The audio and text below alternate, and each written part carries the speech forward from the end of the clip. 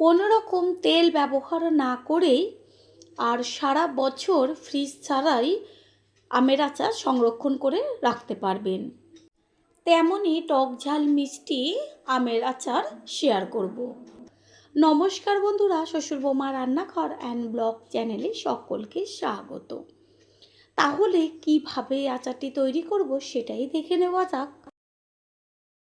প্রথমেই এইখানে আমি দুটো বড় সাইজের কাঁচা আম নিয়েছি। এবার আমটা কি করে কেটে নেব সেটাই শেয়ার করব। একটা আম নিয়েছি, এবার সামনের দিকে যে বোটার অংশটা থাকে সেটাকে কেটে প্রথমে বাদ দিয়ে দেব। একটু ডিপ করে কাটবো, কারণ আমে প্রচণ্ড পরিমাণে কষ থাকে। তারপর গায়ের থেকে ভালোভাবে খোসাটাকে সম্পূর্ণ ছাড়িয়ে নেব।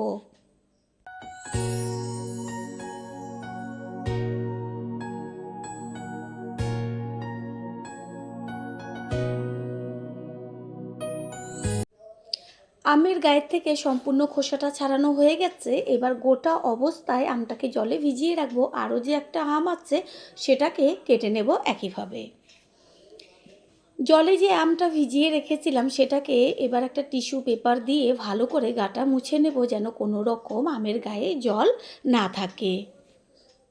টিস্যু পেপার না থাকলে হাতের কাছে পরিষ্কার কাপড় থাকলে সেটাকে দিয়ে ভালো করে আমের গাটা মুছে নেবেন, যেন আমের গায়ে কোনো রকম জল না থাকে।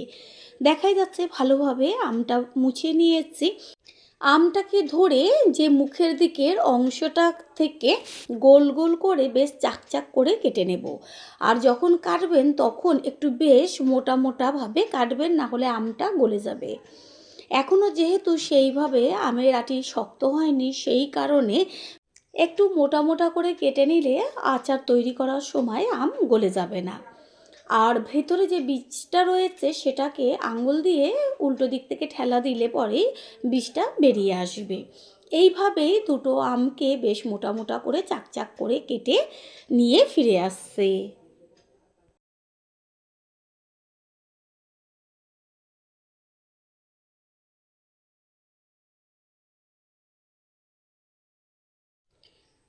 সব আমগুলো কেটে নিয়েছে, আর আঙুল দিয়ে একটা আমের টুকরো তুলে দেখিয়ে দিচ্ছি যে কতখানি মোটা করে রেখেছে।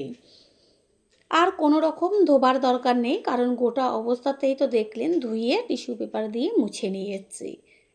এখানে নিয়েছি ভিনিগার। আমের মধ্যে এবার দিয়ে দেব ভিনিগার। এখানে আমি 2 চা চামচ পরিমাণ ভিনিগার ব্যবহার করেছি। আর দিয়ে দেব চিনি। আমটা আগে চেক করে নেবেন যে কেমন টক, সেই অনুযায়ী কম বেশি চিনি ব্যবহার করতে হবে। আর আচারের ক্ষেত্রে একটু চিনির পরিমাণটা বেশি দিতে হয়।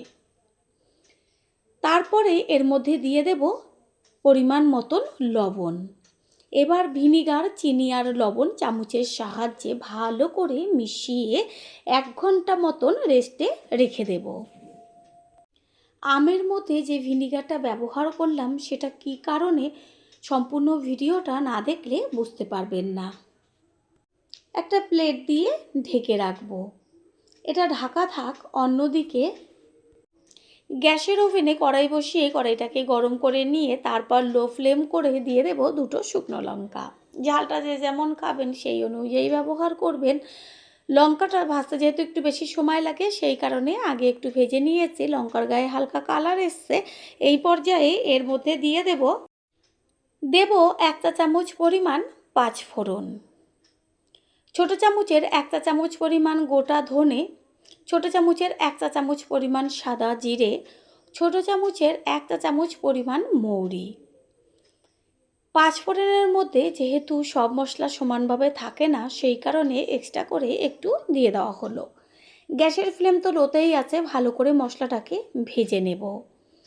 আর মশলাটা যেন পুড়ে না যায় সেদিকে একটু খেয়াল রাখবেন। মশলা ভাজা হয়ে গেছে, সুন্দর একটা গন্ধ বেরোচ্ছে। এবার এটাকে নামিয়ে প্লেটে রেখে ঠান্ডা করে গুঁড়ো করে নেব। 1 ঘন্টা পর ফিরে এসেছি। প্লেটটা সরিয়ে দেখিয়ে দিচ্ছি যে আমের মধ্যে চিনিটা মাখিয়ে রেখেছিলাম সেটা গলে গেছে। এবার গ্যাসের ওভেনে কড়াইটা বসিয়ে গ্যাসের ফ্লেম হাই করে দিয়ে আস্তে করে মেখে নেওয়া আমটাকে ঢেলে দেব। আর যে বোলের মধ্যে সামান্য চিনি লাগা রয়েছে সেটাকে একটু জল মিশিয়ে তারপরে ঢেলে দেব। গ্যাসের ফ্লেম তো হাইতেই আছে, ভালো করে একটু নেড়ে চেড়ে দেবো। এইভাবে 2 থেকে 3 মিনিট ফুটিয়ে নেব। টকবক করে বেশ শিরাটা ফুটতে শুরু করেছে। এবার ঢাকনাটা চাপা দিয়ে দেব একটু ফ্লেম মিডিয়ামে রেখে। 3-4 মিনিট বাদে ফিরে এসে ঢাকনাটা সরিয়ে দিয়ে এবার এর মধ্যে দিয়ে দেব ছোটো চামচের হাফ চা চামচের থেকেও কম পরিমাণ হলুদ গুঁড়ো আর লঙ্কার গুঁড়ো। খুন্তি দিয়ে ভালোভাবে হলুদ আর লঙ্কার গুঁড়োটাকে শিরার সাথে মিশিয়ে নেব। তারপর আবারও ঢাকনাটা চাপা দিয়ে দেব এটা হবার জন্য। আর যত শিরাটা জাল হবে আমের ভেতর মিষ্টিটা যাবে, আর হচ্ছে একটা কথা, শিরাটা পুরো ঘন হয়ে যাবে। 4-5 মিনিট বাদে কড়াইয়ের ঢাকনাটা সরিয়ে দিয়ে দেখিয়ে দিচ্ছি যে কত সুন্দর কালার এসছে, আর আমগুলো বেশ ফুলে ফুলে উঠেছে, কালারটা চেঞ্জ হয়ে গেছে। ঠিক এইভাবে একটু সময় নিয়ে ঢাকনা চাপা দিয়ে দিয়ে আচারটাকে তৈরি করতে হবে। যত ভালোভাবে জাল হবে ততই আচারটা টেস্টি হবে। পুরনো বন্ধুদের সবসময় আমাদের পাশে এইভাবে ভালোবেসে থেকে এগিয়ে নিয়ে যাওয়ার জন্য অনেক অনেক ভালোবাসা। কড়াইয়ের ওপর থেকে ঢাকনাটা সরিয়ে দিয়েছে, আর দেখাই যাচ্ছে যে শিরাটা কত ঘন হয়ে গেছে। আচারটা বেশ একটু ঝোলঝোল থাকবে, সেই পর্যায়ে কিন্তু নাবাতে হবে। আমও সিদ্ধ হয়ে গেছে, মিষ্টিটাও গেছে। এই পর্যায়ে এর মধ্যে ব্যবহার করছি ওই যে মশলাটা প্রথমে ভেজে রেখেছিলাম, সেটাকে গুঁড়ো করে নিয়ে সেই গুঁড়োটা দিয়ে দিয়েছে। আর আচারের মধ্যে যদি এই মশলার গুঁড়ো একটু বেশি পরিমাণে দেওয়া হয় তাহলে খেতে কিন্তু ভালো লাগে। মশলাটা ভালো করে মিশিয়ে নিয়ে আবারও কিছুক্ষণের জন্য একটু ঢাকনাটা চাপা দিয়ে দেবো যেন গন্ধটা বেরিয়ে না যায়।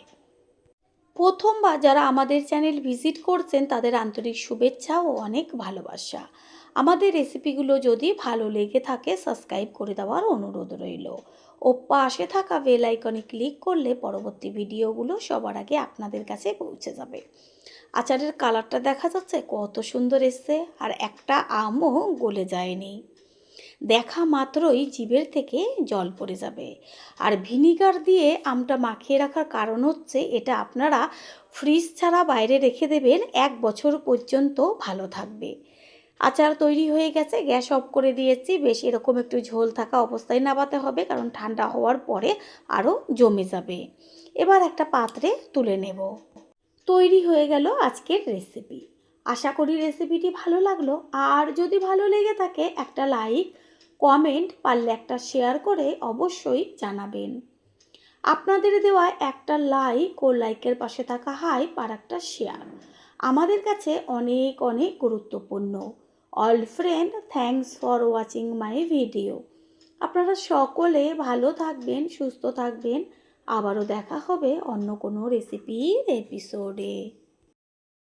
এত রকম আচার খেয়েছি তাও যেন মনে হয় এই আচারটার স্বাদ সম্পূর্ণই আলাদা। কোনো রকম তেল ব্যবহার না করেও যে এত টেস্টি আচার তৈরি হয় সেটা আপনারা বিশ্বাসই করতে পারবেন না যতক্ষণ পর্যন্ত তৈরি করে না খাবেন। নমস্কার বন্ধুরা, শ্বশুর বৌমা রান্নাঘর অ্যান্ড ব্লগ চ্যানেলে সকলকে স্বাগত। তাহলে কি করে আচারটি তৈরি করব সেটাই দেখে নেওয়া যাক। প্রথমেই এইখানে দুটো বড় সাইজের কাঁচা আম নিয়েছি, আর আমগুলোর গায়ে এখনও কষ লেগে আছে। এবার ভালো করে আমগুলোকে প্রথমে ধুয়ে নেব, তারপর আমটা কি করে কাটতে হবে সেটাই শেয়ার করব। আম দুটো ভালো করে জল দিয়ে ধুয়ে নিয়েছি। এবার আমের যে মুখের দিকের অংশটা থাকে সেটাকে একটু ডিপভাবে কেটে নেব। তারপর গায়ের থেকে খোসাগুলোকে ছাড়িয়ে নেব, আর খোসাটা একটু মোটাভাবে ছাড়াবো যেন আমের যে সবুজ অংশটা থাকে সেটা যেন বেরিয়ে না থাকে। এইভাবে আমের সম্পূর্ণ গায়ের থেকে ভালোভাবে খোসাটাকে ছাড়িয়ে নিচ্ছে।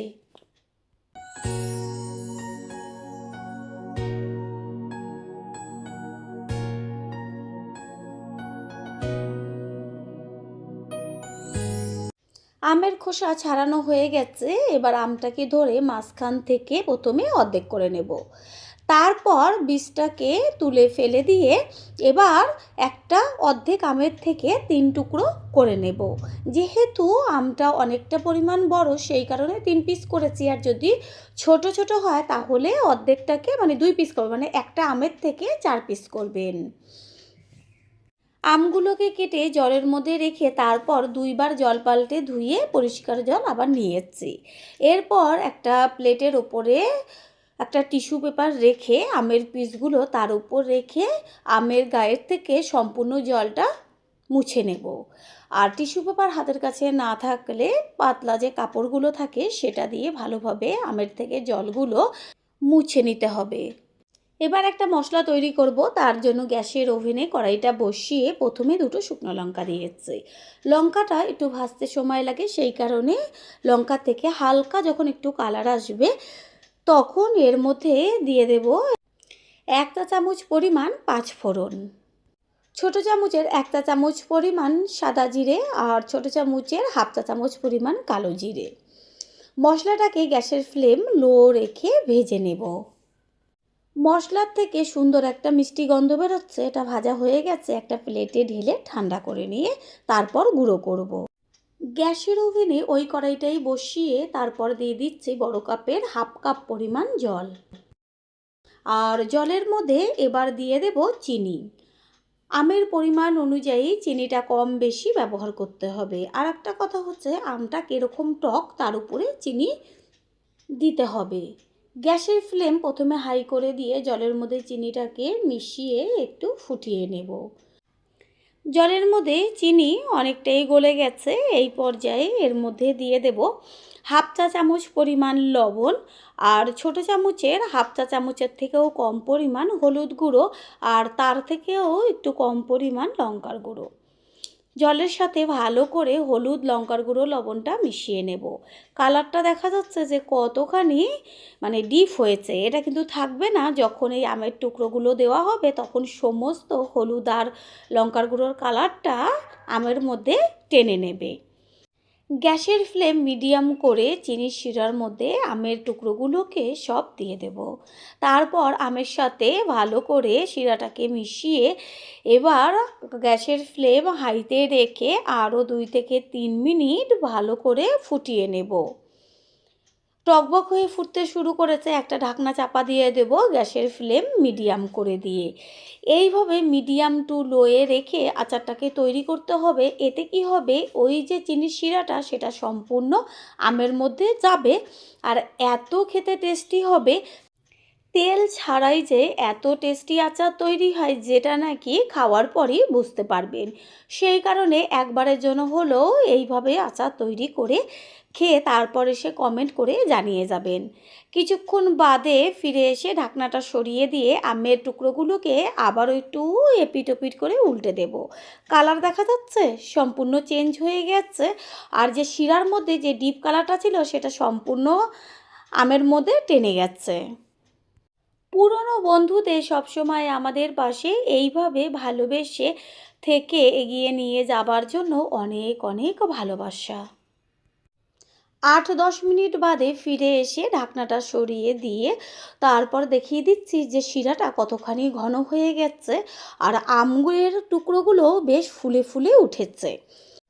বেশ একটু ঝোল ঝোল থাকবে আচারে, সেটা কিন্তু খেতে বেশি টেস্টি হয়। সেই কারণে আমি একদম শুকিয়ে ফেলবো না। আমের টুকরোগুলো একদম নরম হয়ে গেছে। এই পর্যায়ে এবার দিয়ে দিচ্ছি ওই যে মশলাটা গুঁড়ো করে রেখেছিলাম সেই মশলার গুঁড়োটা। সম্পূর্ণ গুঁড়োটাই আমি দিয়েছি, আর আচারের মধ্যে একটু মশলার গুঁড়োটা বেশি দিলে টেস্টটা বেশি হয়। ভালো করে মিশিয়ে নিয়ে তারপরে ঢাকনাটা আবারও 3-4 মিনিটের মতন চাপা দিয়ে রাখবো। প্রথমবার যারা আমাদের চ্যানেল ভিজিট করছেন তাদের আন্তরিক শুভেচ্ছা ও অনেক ভালোবাসা। আমাদের রেসিপিগুলো যদি ভালো লেগে থাকে সাবস্ক্রাইব করে দেওয়ার অনুরোধ রইল ও পাশে থাকা বেল আইকনে ক্লিক করলে পরবর্তী ভিডিওগুলো সবার আগে আপনাদের কাছে পৌঁছে যাবে। যদি কেউ অনেকটা পরিমাণ তৈরি করেন, মনে করেন যে সারা বছরের জন্য সংরক্ষণ করে রাখবেন, তাহলে ঠিক এই পর্যায়ে 2 চা চামচ মতন ভিনিগার দিয়ে দেবেন। কোনো রকম রোদে দিতে হবে না, ফ্রিজেও রাখতে হবে না, সারা বছর ভালো থাকবে বাইরে। আমার পরিবারে সবাই আচার খেতে ভালোবাসে, সেই কারণে এটা বেশি দিন থাকবে না, তার আগেই শেষ হয়ে যাবে। সেই কারণের জন্য আমি আর ভিনিগারটা ব্যবহার করিনি। এই পর্যায়ে গ্যাসটা অফ করে দেব। এটা ঠান্ডা হলে ঝোলটা অনেকটা বসে যাবে। আচারটার থেকে যেমন গন্ধ বেরোচ্ছে তেমন কালার এসছে, দেখা মাত্রই জিভের থেকে জল চলে আসবে। গ্যাস তো অফ করে দিয়েছি। 4-5 মিনিট বাদে আমি সম্পূর্ণ লুকটা দেখিয়ে দিচ্ছি, কতখানি ঝোল ছিল আর কতটা টেনে গেছে ঠান্ডা হওয়ার পরে। এবার একটা পাত্রে তুলে নেব। তৈরি হয়ে গেল আজকের টক ঝাল মিষ্টি আচার। আশা করি রেসিপিটি ভালো লাগলো। আর যদি ভালো লেগে থাকে একটা লাইক, কমেন্ট, পারলে একটা শেয়ার করে অবশ্যই জানাবেন। আপনাদের দেওয়া একটা লাইক ও লাইকের পাশে থাকা হাইপ আর একটা শেয়ার আমাদের কাছে অনেক অনেক গুরুত্বপূর্ণ। All friend, thanks for watching my video. আপনারা সকলে ভালো থাকবেন, সুস্থ থাকবেন। আবারও দেখা হবে অন্য কোনো রেসিপির এপিসোডে।